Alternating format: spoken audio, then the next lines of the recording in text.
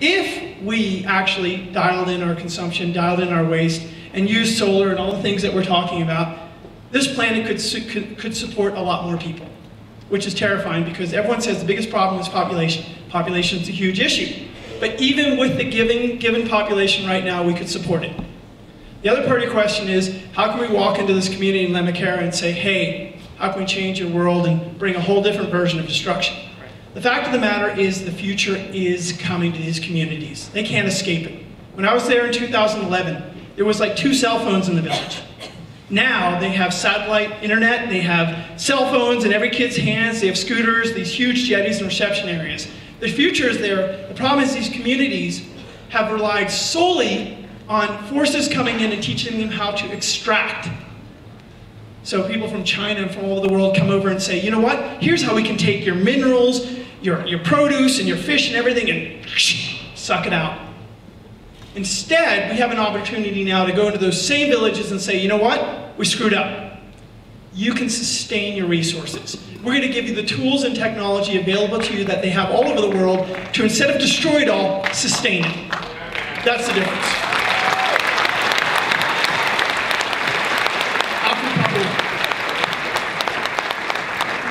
Go back over here, please. Yes, here's a question for Sean about the number of manta rays in the world. But first of all, I want to thank everybody for the awesome thing that they do this year for the planet that saves my life. Whatever you do for the planet saves a lot of people that you love's lives, so do some cool things for the planet. Since the Cove, so thanks for... Go back to your question. For saving my life. And someone you love. The Cove got me to make a pledge to use my entire life to add 1 additional second to the life of the biosphere. Because I knew that 7 billion people times 1 second is 220 human years that I'm adding to various humans around the world.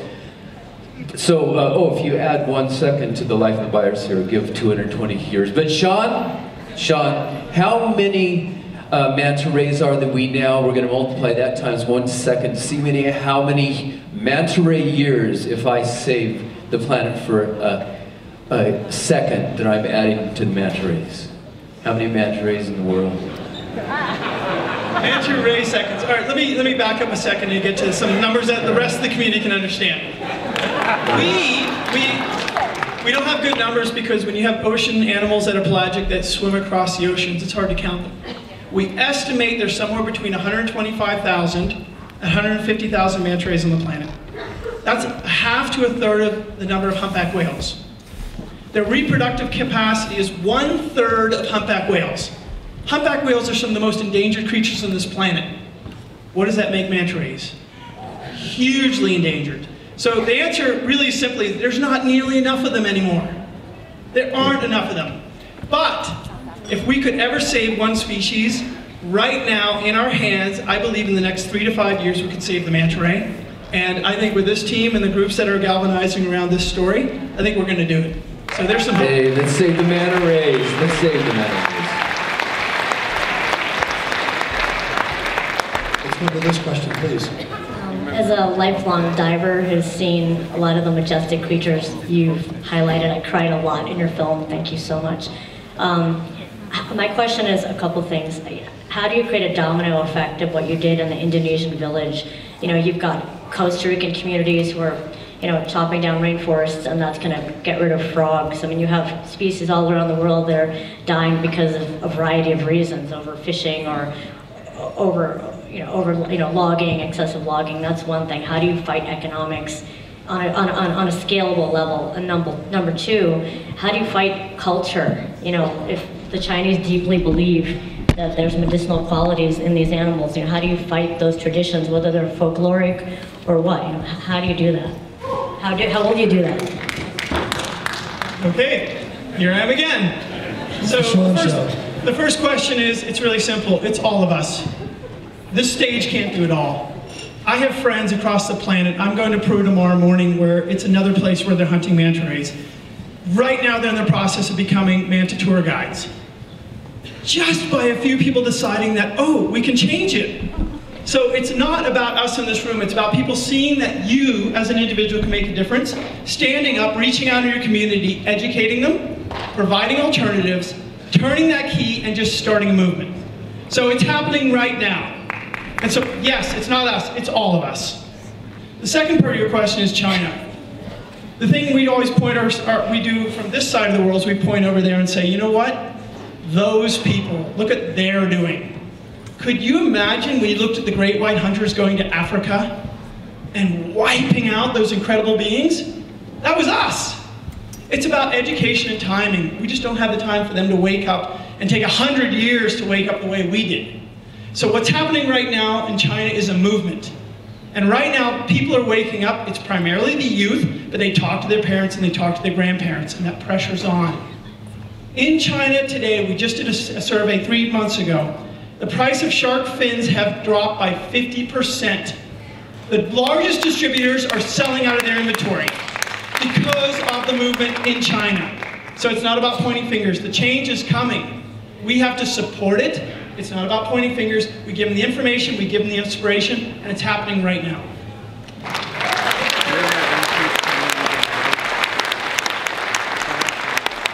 And I know that having Yao Ming behind that message was a big push for them, and having him in your film. Let's come back over here, please. One more question for Sean. I'm sorry, you're being continually on the hot spot seat, but I've seen your work with fashion and the fine arts industry, and I just want to see how that has influenced your scope of your cause with the manta rays. So the question was, if people haven't seen my work, one of the things I do is some really creative work where I do human subjects juxtaposed with these animals. And the reason for that is really simple. In this room, especially in Boulder, we live in a bit of a bubble. We all have a lot of information about conservation. We've seen things that are happening. We're the converted. But the rest of the planet, the people who live in inner cities who have never touched the ocean, they've never seen these creatures, they will never stick their head below the waters. We have to create a message that is interesting them. And so through this imagery that's a little bit more mainstream, a little bit more pop culture, we've been able to reach them. I had a high school, inner city school teacher send me a message and he said, you know what? I have never been able to get my students interested in biology or the oceans or conservation. Your website has become the primary foundation for my curriculum because my students spend more time there than they ever did in their textbooks. That's exactly what I wanted to hear. Thank you so much. Back over here, please. This is a question for Louis.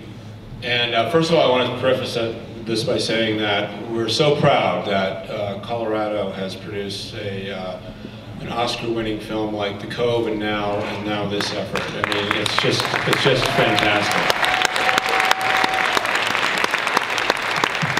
And so my question is, Louis, what now that you've made Racing Extinction, what is the plan going forward? How do you hope that this film will impact the conversation and the world going forward? I mean, I'd actually like to just throw that back at the audience. Because I mean, the idea is you make a film and you try to inspire, everybody that sees it, and have them implement the change that's needed to make this go forward. And we're, like Sean said, I'm just one person, and I'm just a bull goose loony that got all these people together. But it's really up to everybody here to think of maybe more creative ways than we have. We talk about solar and electric cars and eating better, but I'm hoping that everybody out there in this audience is going to come back and start a conversation within their own community.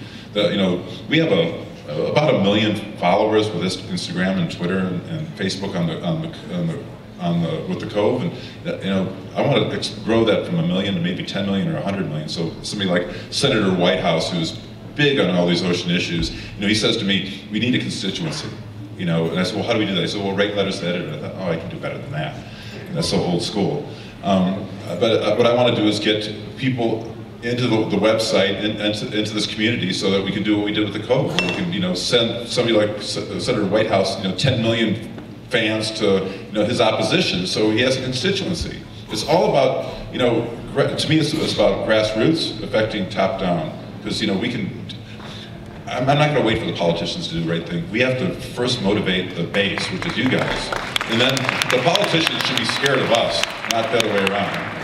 They're just waiting to, they're not providing the leadership that we need, so we need to do it ourselves. Let's go quickly to this question here, please.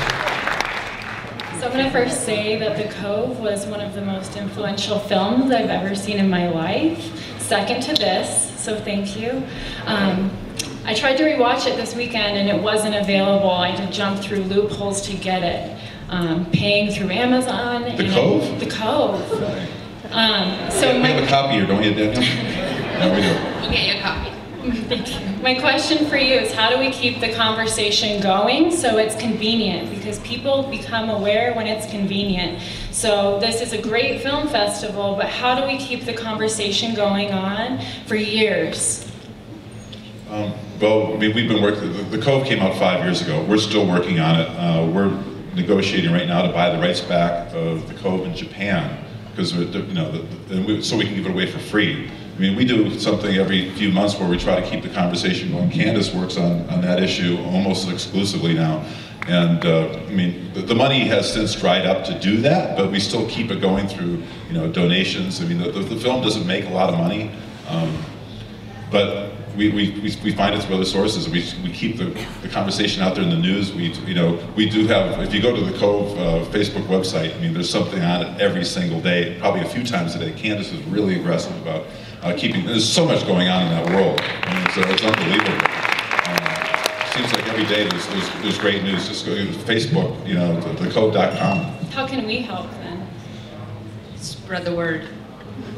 Bring it up. Make it dinner conversation. One last, how long is 55755 going to last? Just the It's not last going to month. end. It's just the beginning of the movement. Okay. Sir, I'm going to ask you a big favor of you. Standing right behind you is someone really young, and I want to hear that question. Hey, Noah. Thank you, Randy. So there's a bunch of prairie dogs living in my town, and there's this mall going up, and they're it's where those prairie dogs are, so they're exterminating them. And I was just wondering if you could just bring that car to put projections on, because I really think that would change the whole idea. I think that would help. I love this kid.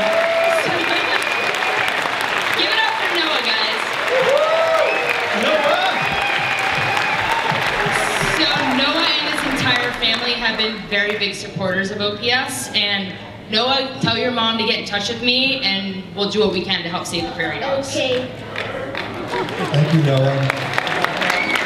By the way, there's prairie dogs, you bike by them, or you hike by them, or walk by them, and they have all these chirpy noises, and you think it's gibberish. They've identified over 600 words that prairie dogs speak that we can identify.